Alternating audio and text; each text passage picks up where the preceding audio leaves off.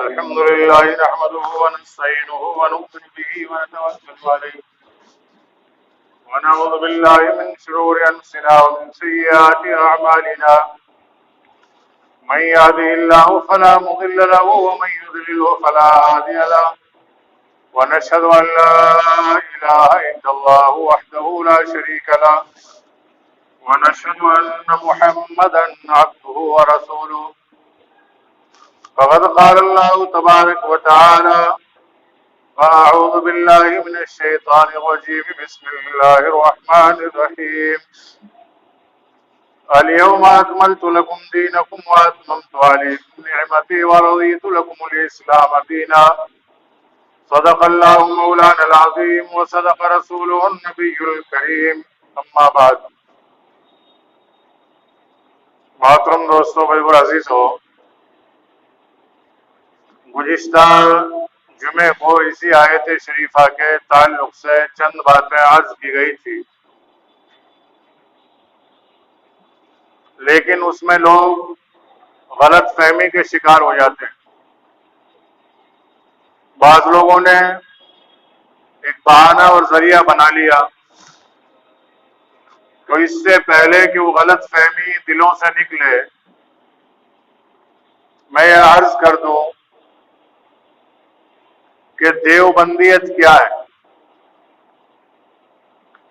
ہم الحمدللہ دیوبندی ہیں، تو دیوبندی کہتے کس کو ہے؟ ویسے دنیاوی اعتبار سے، رہائش اور زمینی اعتبار سے دیوبندی کے ایک معنی یہ بھی آتے ہیں کہ جو آدمی دیوبند میں رہنے والا ہو وہ دیوبندی، یا کسی کے باپ دادا وہاں کے ہوں تو اسے دیوبندی کہا جائے گا۔ لیکن ہم شہر کی نسبت سے دیوبندی نہیں ہیں، ہماری نسبت کا جو تعلق ہے دیوبندیت کا یا دیوبندی ہونے کا، وہ دین کی نسبت پر تعلق ہے۔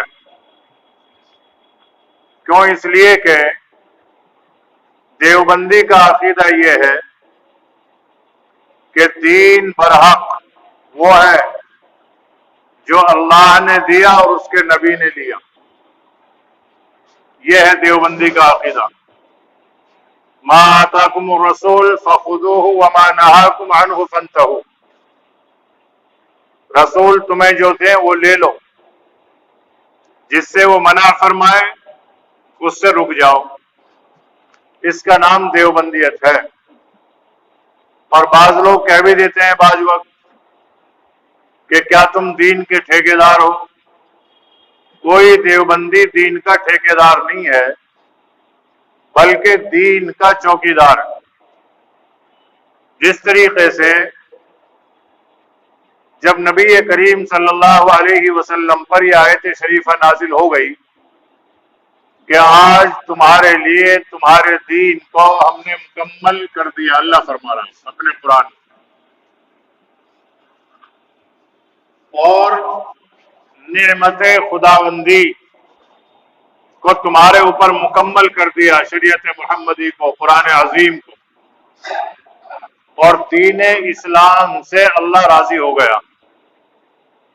یہ حجت الوداع سن 10 ہجری میں نبی کریم صلی اللہ علیہ وسلم پر آیت شریفہ نازل ہوئی۔ اب اس سے بالکل صاف ظاہر ہے کہ دین مکمل ہو چکا، اللہ دین سے راضی ہو گیا، اور دین اسلام اللہ کے نزدیک محبوب دین، صاف بات بتلا دی اس آیت شریفہ۔ اب کچھ لوگ ایسے رہے جنہوں نے دین میں کچھ چیزیں داخل کرنی چاہی، دیوبندی نے اس کو داخل نہیں ہونے دیا۔ کچھ لوگ ایسے رہے جنہوں نے دین میں سے کچھ چیزیں نکالنی چاہی، دیوبندی نے اپنی چوکیداری کا حق ادا کیا، اس کو نکلنے نہیں دیا۔ کیوں؟ اس لیے کہ چوکیدار کا یہ کام ہوتا ہے۔ صحابہ کرام رضوان اللہ تعالی مجمعین پر نبی کریم صلی اللہ علیہ وسلم نے مکمل دین پہنچا دیا، اور اعلان بھی فرما دیا کیا میں نے دین کا حق ادا نہیں کیا؟ صحابہ کرام نے اعتراض کیا، اقرار کیا، بے شک آپ نے دین کا حق ادا فرما دیا. یعنی اللہ کے رسول نے پورا دین صحابہ تک پہنچا دیا، صحابہ کرام نے اس دین کو پھیلا دیا. اور جن مبلغین نے اور جن دین کے داعین نے دین کو جہاں تک پہنچانا تھا وہ پہنچا بھی چکے. اب اس کے بعد میں کچھ لوگوں نے دین میں کچھ اضافہ کرنا چاہا اور کچھ لوگوں نے دین میں سے کچھ نکالنا چاہا، لیکن دیوبندی وہاں پر کھڑا رہا. کبھی امام اعظم ابو حنیفہ رحمۃ اللہ علیہ کی شکل میں، کبھی خلفائے راشدین میں حضرت ابوبکر صدیق رضی اللہ تعالی کی شکل میں، کبھی حضرت عمر فاروق کی شکل میں، کبھی عثمان ابن عفان کی شکل میں، کبھی علی کرم اللہ وجہہ کی شکل میں، اور کبھی حضرت حسن اور حضرت حسین رضی اللہ تعالی مجمعین کی شکل میں. کیوں؟ اس لیے کہ دیوبندیت کوئی مسلک نہیں ہے، یا دیوبندی ہونا کوئی مذہب نہیں ہے، یا کوئی الگ سے یہ چیز نہیں ہے. دیوبندیت ہے دین اسلام کو کما حقہ ماننا اور اس کی چوکیداری کرنا. ایک تو ہے خالی ماننا، ایک ہے چوکیداری کرنا. تو علماء دیوبند نے شروع سے اخیر تک، مرتے دم تک دین اسلام کی ایسے چوکیداری فرمائی جس طریقے سے آپ دیکھتے ہیں ایک فوجی ہوتا ہے بارڈر پر کھڑا ہوا، کوئی دوسرے ملک کی سرحد سے اپنا ملک لگا ہوا ہے، مثلا چین ہے، فوجی ہمارے وہاں پر کھڑے ہوئے ہیں گن تانے ہوئے کہ چین کی طرف سے کسی کو آنے نہیں دیں گے اور اپنے ملک میں سے چین کی طرف کسی کو جانے نہیں دیں گے. جو جائے گا یا آئے گا تو وہ پرمیشن سے آئے گا. اگر ویزا ہے، پرمیشن ہے، امیگریشن ہے، سب اجازت نامے موجود ہیں، تب جا کر جا سکتا ہے یا آ سکتا ہے. اس کو کہتے ہیں دلائل، ثبوت. اگر اس کے پاس آنے جانے کا جواز السفر موجود ہے، ثبوت موجود ہے، دلائل موجود ہیں، تو آپ جا بھی سکتے ہیں، آ بھی سکتے ہیں. لیکن آپ کے پاس کچھ بھی نہیں ہے تو آپ ملک میں سے باہر بھی نہیں جا سکتے، اور ملک میں کوئی دوسرا اپنے ملک میں داخل بھی نہیں ہو سکتا. ان رینجروں کی، فوجیوں کی یہ ڈیوٹی ہے مستقل. اب اگر کوئی آدمی زبردستی گھسنا چاہے تو یہ گولی ماریں گے، زبردستی کوئی نکلنا چاہے فوراً اڑا دیا جائے گا گولی سے. تو یہ فوجیوں کے پاس جو روکنے کی چیز ہے وہ گولی ہے، اور علماء دیوبند کے پاس بھی گولی نہیں ہے، دلائل. وہ بھی دین میں کوئی چیز داخل کرے گا نہیں داخل ہونے دیں گے، چاہے جان جائے یا جان لینی پڑ جائے. اور دین میں سے کچھ نکالا جائے گا تب بھی نہیں جانے دیں گے، نہیں نکلنے دیں گے. کیوں؟ اس لیے کہ ان کے پاس دلائل موجود ہے، فوراً دلائل کا فائر کریں گے کہ نہیں صاحب آپ یہ دین میں سے کیوں نکال رہے ہیں؟ آپ 3 وتر کی جگہ 1 وتر کیوں پڑھ رہے ہیں؟ نہیں پڑھنے دیں گے، ہمارے پاس دلائل موجود ہیں. آپ 20 رکعت تراویح میں سے 8 کیوں پڑھ رہے ہیں؟ کیوں نکال رہے ہیں اس میں سے؟ ہم نہیں نکالنے دیں گے. اب اگر کوئی داخل کرنا چاہے کہ نہیں صاحب 3 کے بجائے 5 پڑھو، نہیں پڑھنے دیں گے 5 بھی. ہم 5 وتر کیوں پڑھنے دیں گے؟ کوئی آدمی کہنے لگے جمعے کا دن ہے، فضائل زیادہ ہیں اور نیکیاں زیادہ ملتی ہے، جمعے کی رکعت بجائے 2 کے 4 پڑھا دیجیے امام صاحب، تو علماء دیوبند کہیں گے نہیں ہم نہیں پڑھانے دیں گے. کیوں؟ اس لیے کہ ہمارے پاس ایسے دلائل موجود ہے کہ 2 کے بجائے 4 تو کیا 3 بھی نہیں پڑھنے دیں گے. تو یہ ہے دیوبندیت. علماء دیوبند کیا ہے؟ دین کے، اس دین کے چوکیدار ہیں جو الیوم اکملت لکم سے لے کر آج تک ہم تک پہنچا ہے. بیچ میں ایک دفعہ قادیان میں مرزا غلام احمد قادیانی کھڑا ہوا. اچھا، اس میں یہ بھی دیکھا جاتا ہے، مثال کے طور پہ آپ کسی مکان کو بنائیں، بہترین اچھی بلڈنگ بنائیں، اس میں قیمتی سامان اشیاء آپ کی موجود ہیں، آپ اس میں چوکیدار رکھتے ہیں. تو چوکیدار کا کام کیا ہے کہ باہر سے کوئی آدمی بغیر اجازت کے اندر نہ آئے، اور اندر سے کوئی سامان باہر نہ جائے، اور باہر سے کوئی کوڑا کرکٹ بیکار چیز اندر نہ ڈالے. یہ چوکیدار کی ذمہ داری ہوتی ہے. اب اگر کوئی آدمی بہترین لباس میں آیا، اچھی داڑھی ہے، ٹوپی ہے، پگڑی ہے، جبہ قبا ہے، اور وہ آوے اور آ کر مکان میں چوری کرنے لگے، تو چور جبہ قبا نہیں دیکھے گا، جو وہ چوکیدار جبہ قبہ نہیں دیکھے گا، چوکیدار تو یہ دیکھے گا کہ یہ آدمی مکان کا مالک نہیں ہے اور مکان میں سے کوئی چیز چرانا چاہتا ہے، داڑھی اس کے چاہے کتنی بڑی ہو، پگڑی کتنی اچھی ہو، لباس کتنا ہی شرعی ہو، لیکن ہے تو چور، تو اس کو چوری کرنے نہیں دے گا۔ اور چوروں کا یہ دستور ہوتا ہے موقع محل کے اعتبار سے لباس، حیت اور حالت کو بدلتے ہیں، یہ چوروں کا کام ہوتا ہے۔ ایک مرتبہ مسجد نبوی میں کھجور پڑی ہوئی صدقے کی، ایک صحابی ہے وہ پہرے پہ، شیطان آیا، کیسی شکل بنا کے آیا، بالکل ضعیف، نحیف، کمزور، غریب، مسکین، اور آ کر کھجور چرانی شروع کر دی، گٹھڑی باندھ لی۔ جب لے کر چلنے لگا، جو پہرے دار تھا اس نے پکڑ لیا کہ کہاں لیا تھا، پکڑ لیا، بیت المال ہے۔ شیطان نے بہت معذرت کی، اور معذرت کرنے کے بعد اس کو ترس آ گیا کہ صاحب میرے بچے جو ہے حکمری میں ہے، فاقہ کشی چل رہی ہے، کام دھندہ ہے نہیں، لہٰذا غلطی ہو گئی مجھ سے، اب نہیں کروں گا، چھوڑ دوں گی۔ ان کو ترس آ گیا، چھوڑ دیا اسے۔ دوسرے دن پھر دے گا تو پھر ایسے ہی کر رہا ہے۔ تیسرے دن پھر ایسے ہی، انہوں نے کہا کہ نہیں آج تو چھوڑوں گا نہیں تجھے، آج تو کھمبے کے باندھ دیا اسے کہ صبح نبی کریم صلی اللہ علیہ وسلم کے دربار میں پیش کروں گا۔ اب اس نے اتنی منت سماجت کی، اتنی منت سماجت کی، کیونکہ ہے تو شیطان بڑے ہیلے بہانے جانتا ہے، ہمارے اور آپ سے لاکھوں سال پہلے پیدا ہو چکا ہے، اور 7 لاکھ برس تو اللہ کی عبادت کر چکا ہے، بہت بڑا علم اس کے پاس موجود۔ تو شیطان نے اتنی منت سماجت کی کہ صحابی کو ترس آ گیا اور اس نے چھوڑ دیا اسے۔ صبح نماز کے بعد نبی کریم صلی اللہ علیہ وسلم نے فرمایا کہ تیرے چور کا کیا ہوا جو 3 دن سے آ رہا تھا؟ اللہ کے رسول کو بتلا دیا گیا۔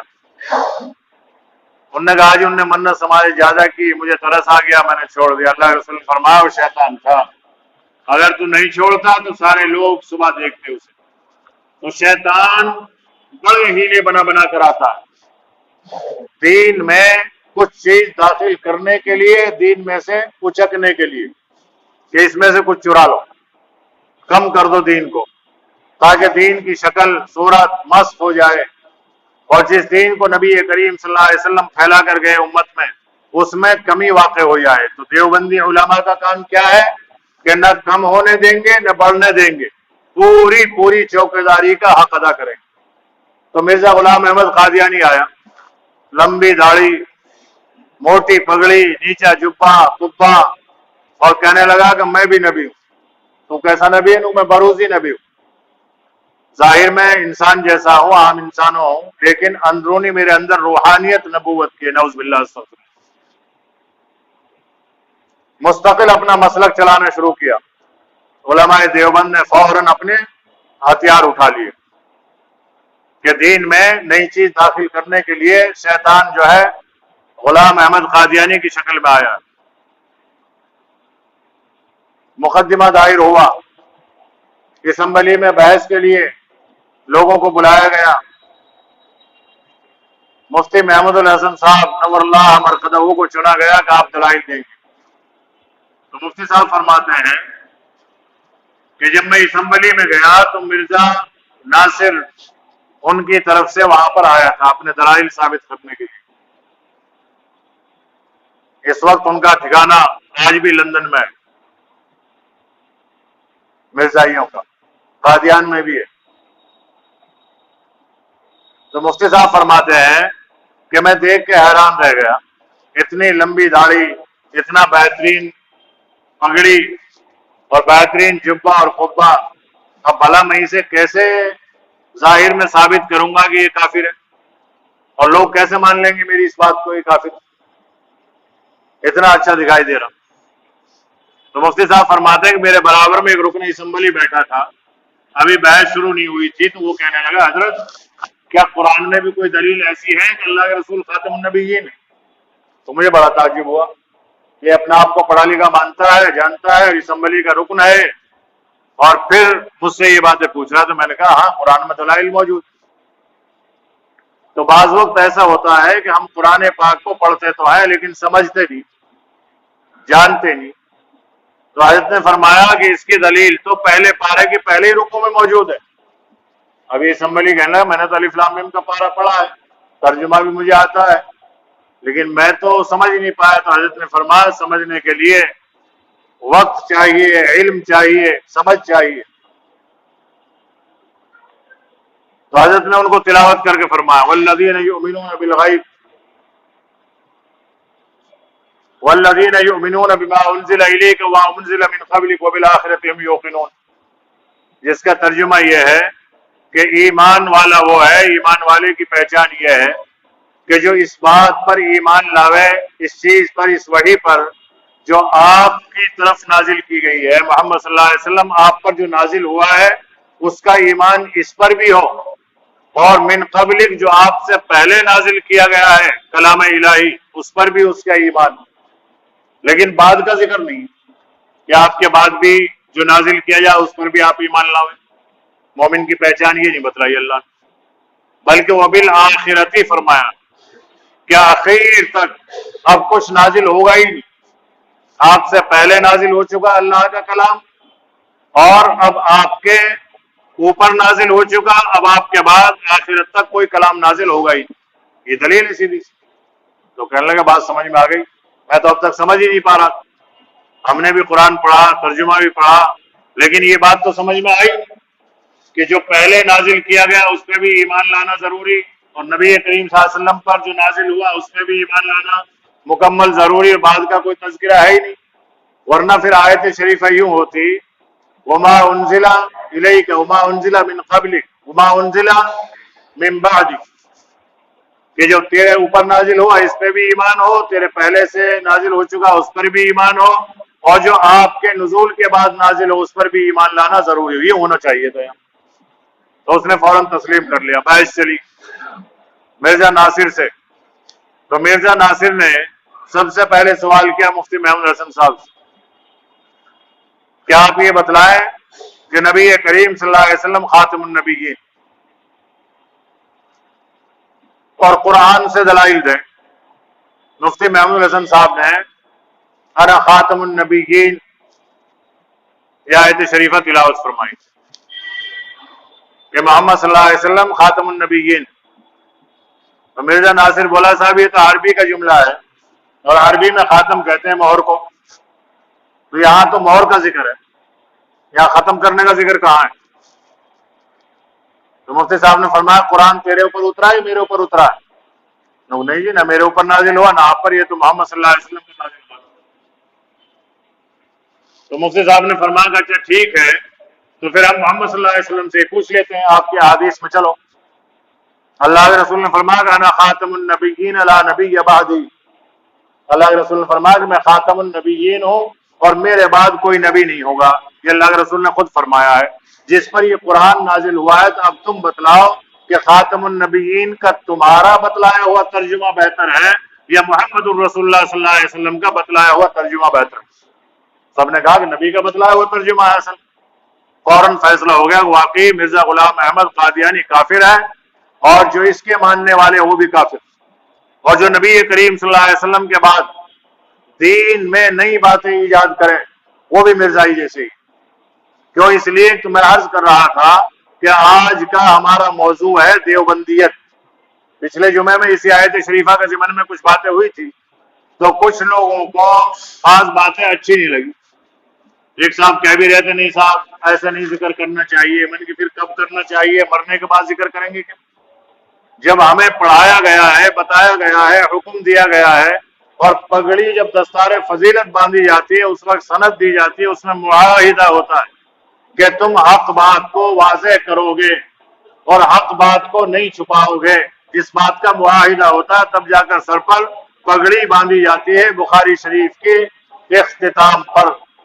تو پھر عالم اگر یہاں نہیں بتلائے گا تو کیا مرنے کے بعد بتلائے گا؟ مرنے کے بعد تو پھر اس عالم کی ٹھکائی ہوگی جس عالم کے سامنے اللہ اور اس کے رسول کا حکم ٹوٹتا رہا, اور غدار لوگ دین میں غداریاں کرتے رہے, دین میں سے چیزیں نکالتے رہے, یا دین میں نئی نئی باتیں ڈالتے رہے. اس وقت اگر ہم نے بات کو ظاہر نہیں کیا تو پھر ہم دیوبندی کہاں ہوئے؟ آپ تاریخ اٹھا کر دیکھ لیں, دیوبندیت اس کا نام ہے کہ جس دین کو محمد الرسول اللہ صلی اللہ علیہ وسلم لے کر آئے تھے، جس دین کو صحابہ کرام نے پھیلایا تھا، جس دین کی دعوت و تبلیغ کی گئی تھی، اس دین کا صحیح معنی میں تحفظ کرنا اور اس کے لیے ہر طریقے سے چوکیداری کو صحیح معنی میں انجام دینا، چاہے جان کیوں نہ چلی جائے، لیکن نبی کریم صلی اللہ علیہ وسلم کے لائے ہوئے دین میں نہ کسی چیز کو ملنے دینا اور نہ کسی چیز کو دین سے نکلنے دینا، اس کا نام دیوبندیت ہے۔ اور اس کے لیے تاریخ شاہد ہے، جب جہاں جس وقت بھی ضرورت پڑی، الحمدللہ دیوبندی علماء کرام نے اپنی جانوں کو بھی قربان کیا ہے۔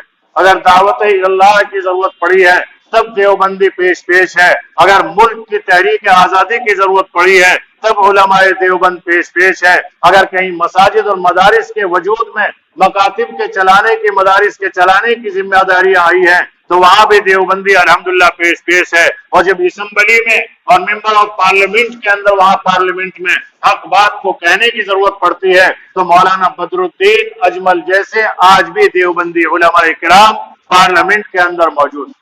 اگر کہیں پر بھی کسی بھی مورچے پر آپ دیکھیں گے کہیں مسلمانوں پر سیاسی وبال آتا ہے تو اس کے لیے بھی علماء دیوبند تیار رہتے ہیں، اور کہیں سماجی پریشانیاں اور دقتیں آتی ہیں تب بھی علماء دیوبند جو ہے وہ ہر وقت، ہر لمحہ، ہر ساعت قوم و ملت کے تحفظ کے لیے بھی تیار رہتے ہیں۔ کیوں؟ اس لیے کہ انہیں معلوم ہے کہ اللہ کے رسول صلی اللہ علیہ وسلم نے علماء کرام کو میراث نبوت عطا فرمائی۔ تو یہ ہے دیوبندیت۔ دیوبندیت کا مقصد ہے دین کی چوکیداری کرنا۔ اب بہت سے لوگوں نے دین میں بہت سی باتیں بڑھائی جو نبی کریم صلی اللہ علیہ وسلم کے دور میں نہیں تھی، صحابہ کرام کے دور میں نہیں تھی، اور اکابرین علماء کرام ائمہ اعظام کے دور میں نہیں تھی۔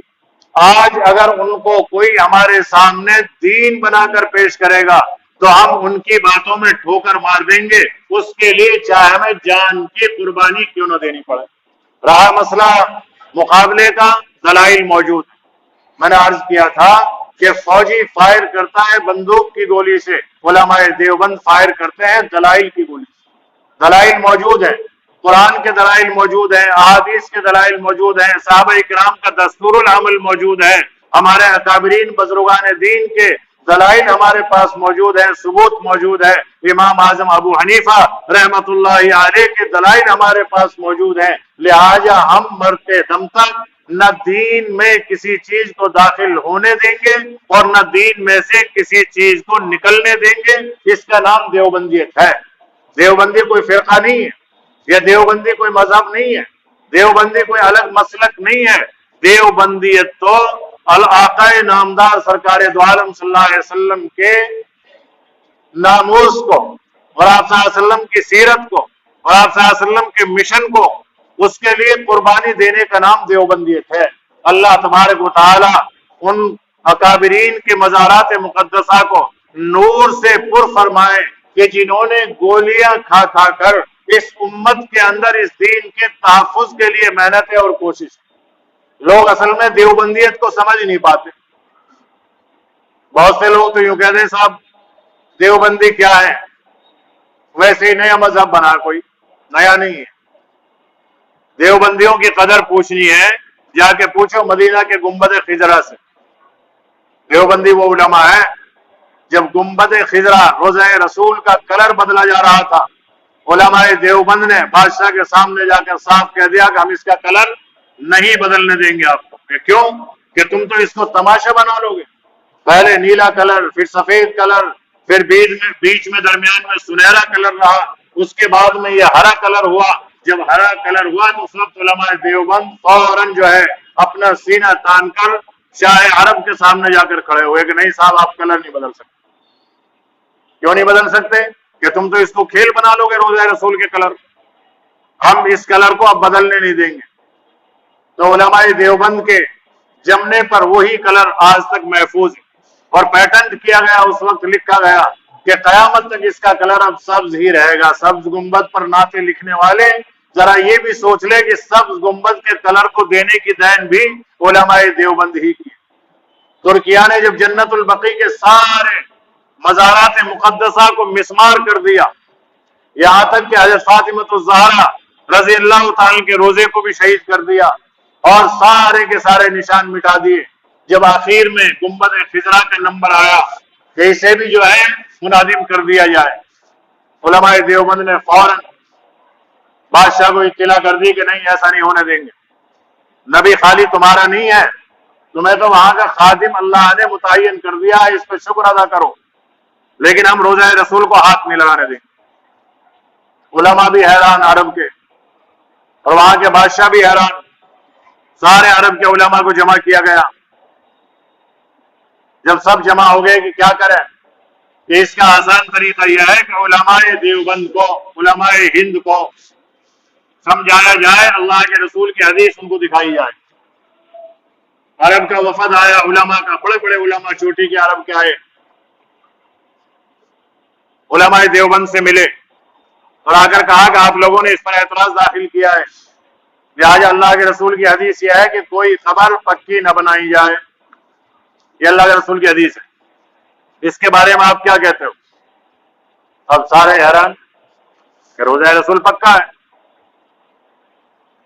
تو مفتی کفایت اللہ دہلوی رحمت اللہ علیہ، ابو حنیفہ وقت کا خطاب ملا ہوا تھا، انہوں نے کہا کہ تم نے حدیث کو پڑھا ہے، سمجھا نہیں ہے۔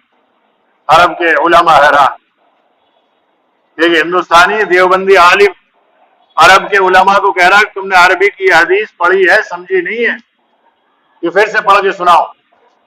انہوں نے پھر پڑھ کے سنائی۔ حضرت نے فرمایا تمہارا کہنا یہی تو ہے کہ قبر کو پکا بنانے سے اللہ کے رسول صلی اللہ علیہ وسلم نے منع فرمایا ہے، لہٰذا نبی کریم صلی اللہ علیہ وسلم کی قبر پکی کہاں ہے، قبر تو کچی ہے۔ ہاں یہ الگ بات ہے کہ وہ حجرے میں ہے اور حجرہ پہلے سے تھا، قبر بعد میں بنی ہے، تو قبر پکی کہاں بنی؟ حیران ہو گئے علماء عرب کہ عجیب بات، کیونکہ نبی کریم صلی اللہ علیہ وسلم کی قبر مبارک اما عائشہ صدیقہ رضی اللہ تعالیٰ عنہا کے حجرہ میں بنی، تو حجرہ پہلے تھا، قبر بعد میں، قبر پکی کہاں بنائی گئی؟ سارے حیران۔ اور پھر لکھا گیا کہ اس روزے کو کوئی ہاتھ نہیں لگائے گا، یہ شریع ضمن میں بھی ہے، شریعت کی حدود میں، کوئی یہ نہیں کہہ سکتا اللہ کے رسول کا روزہ پکا، قبر پکی ہے۔ روزہ پکا ہے، مکان پکا ہے، قبر آج بھی کچی۔ تو یہ دین ہے علماء دیوبند کی۔ علماء دیوبند کیا ہے؟ دین کے چوکیدار، نہ دین میں بدعت کو گھسنے دیں گے اور نہ دین سے سنتوں کو نکلنے دیں گے، چاہے میلاد کا جلوس ہو، چاہے چہلم کا جلوس ہو۔ اگر جلوس کا ثبوت، صحابہ کرام، ایک صاحب بڑے عجیب عجیب لوگ دنیا میں موجود ہیں، ایک صاحب دلائل دے رہے تھے، میں ایک تقریر سن رہا تھا، ان سے کسی نے سوال کیا حضرت میلاد منانا کیسا ہے؟ وہ لوگ میلاد کے بھی بارے میں سوال کرتے ہیں۔ وَإِذَا أَخَذْنَا مِيثَاقَكُمْ وَرَفَعْنَا، پہلے تو یہ پڑھا اس نے، پھر اس نے کہا کہ وَإِذَا أَخَذَ اللَّهُ مِيثَاقَ النَّبِيِّينَ لَمَا آتَيْتُكُم مِّن كِتَابٍ وَحِكْمَةٍ، اس آیت کو پڑھا اور پھر اچھل کے یوں کہہ رہا تھا دیکھو اس میں دلیل موجود ہے۔ یہ کب کی آیت شریفہ ہے؟ جب عالم ارواح میں اللہ رب العالمین نے تمام انبیاء کو جمع فرمایا تھا، اس کو بیان کیا اللہ نے اس آیت میں، اور پھر یہ معاہدہ کرایا تھا کہ میں محمد کو بھیجوں گا دنیا میں، تمہیں ان کے اوپر ایمان بھی لانا ہے اور ان کی خدمت بھی کرنی ہے۔ اگر تمہاری زندگی میں، تمہارے دور میں آوے، یہ اللہ تعالیٰ میثاق، معاہدہ کر رہا ہے انبیاء سے۔ وَإِذَا أَخَذَ اللَّهُ مِيثَاقَ النَّبِيِّينَ کے نام سے آیت شریفہ موصول۔ تو میں دیکھو اس کی دلیل، پھر وہ کیا کہہ رہا ہے؟ دیکھو یہاں بھی رسول کا تذکرہ۔ اب اللہ کے بندے، عالم ارواح میں اللہ تعالیٰ انبیاء کرام سے میثاق کر رہا ہے، یا میلاد کہاں گئی؟ دلائل بھی عجیب عجیب، بڑے ایسے دلائل لاتے ہیں جس کا دلیل سے کوئی تعلق اور واسطہ ہی نہیں ہوتا۔ لوگ بھی ایسی ایسی دلیل، نگلو صاحب رسول کا نام لینے میں کیا، رسول کا نام لینے میں کیا برائی ہے؟